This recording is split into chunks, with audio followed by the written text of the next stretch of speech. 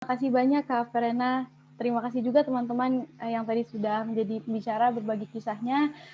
Salam hormat saya untuk Kak Susana dan Kak Gusti Tabik yang sudah berhadapan langsung dengan industri ekstraktif lah. Bagaimana krisis tersebut menjadi suatu kenyataan hari ini.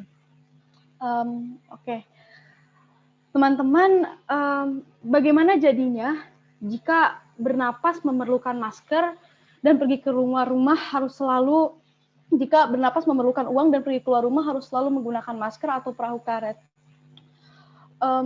Barangkali mungkin bagi banyak orang ini adalah suatu gambaran kehidupan yang mungkin seringkali cuma kita lihat di film-film futuristik bergaya distopia. Tetapi dari cerita-cerita tadi, kita bisa mengetahui secara langsung bahwa ini adalah kenyataan yang sudah dan akan terjadi jika tidak segera beraksi. Hari ini kita berada di tengah krisis terbesar yang dihadapi umat manusia, krisis iklim dan kepunahan massal ke-6. Berdasarkan data dari BNPB, sepanjang bulan Januari hingga bulan April, hanya dalam waktu 4 bulan pertama di tahun 2021, sudah ada 1.153 bencana alam, dengan total korban lebih dari 5 juta jiwa. Bencana alam tersebut, misalkan tadi yang sudah disebutkan oleh Kak Susana di awal, banjir di Jayapura, terus nanti akan diceritakan oleh kawan kita dari Kalsel, ada Anissa terkait dengan banjir di Kalimantan Selatan yang terbesar dalam 50 tahun terakhir. Dan juga tadi kebakaran hutan yang tadi diceritakan Kak Gusti, kebakaran hutan yang tahun ini terjadi di tengah musim penghujan, beberapa titik di Sumatera dan di Kalimantan. Itu yang pertama kali terjadi di Indonesia.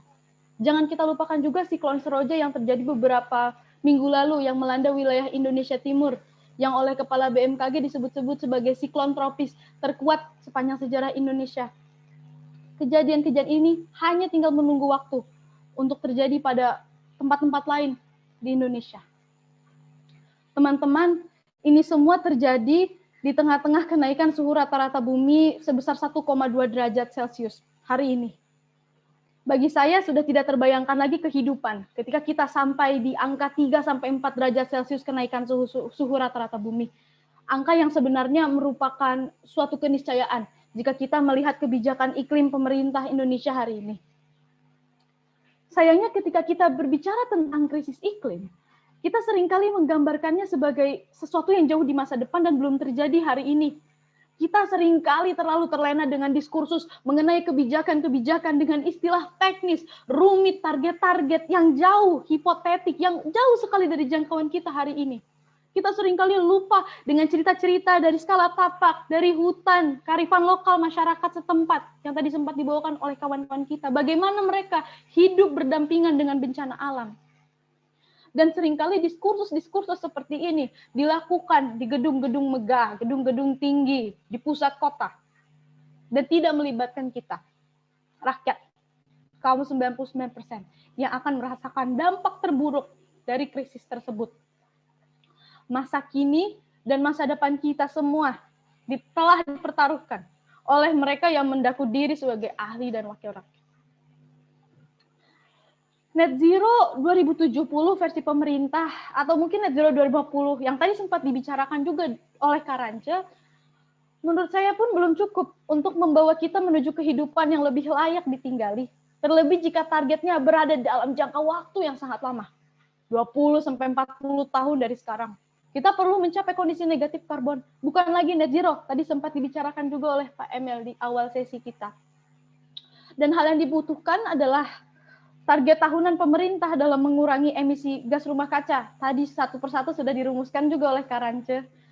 Dan yang terutama adalah melibatkan dan mendengarkan secara aktif masyarakat di skala tapak dalam transisi energi yang berkeadilan. Jangan sampai nanti energi hijau yang terus-menerus kita bicarakan malah menyingkirkan masyarakat adat dan komunitas lokal dari hutan peninggalan leluhur mereka atau wilayah adat mereka yang sekarang satu persatu sudah mulai terjadi. Hari ini kita sudah mendengarkan langsung kisah dari Kak Susen Papua, Kak Gusti di Kalteng, Karance di Jakarta, Kak Melati tadi dari Bali, dan Anissa nanti dari Kalsel beserta juga Chloe. Mengenai pengalaman mereka yang berhadapan langsung dengan kenyataan bahwa krisis tersebut sudah terjadi hari ini. Bukan lagi di 2030, 2040, atau 2050. Apa yang terjadi di Papua, Kalimantan, Sumatera, Jawa, Nusa Tenggara, Sulawesi, dan pulau-pulau lainnya di Indonesia hanyalah untuk sebagian kecil dari bentuk katastrofi yang lebih besar yang akan terjadi di masa mendatang jika kita tidak segera beraksi. Kami menolak mewarisi masa depan yang rusak sebagai dampak dari ketidakbijakan pemerintah dan mereka yang berkuasa. 2045 adalah 100 tahun Indonesia merdeka, atau yang sering juga disebut sebagai tahun Indonesia emas. Namun apanya yang merdeka? Apanya yang emas? Jika nanti oksigen pun harus beli dan hidup dipenuhi oleh bencana. Jangan sampai satu-satunya hal yang emas dari Indonesia di tahun 2045 adalah pucuk Monas yang sudah berada di bawah air.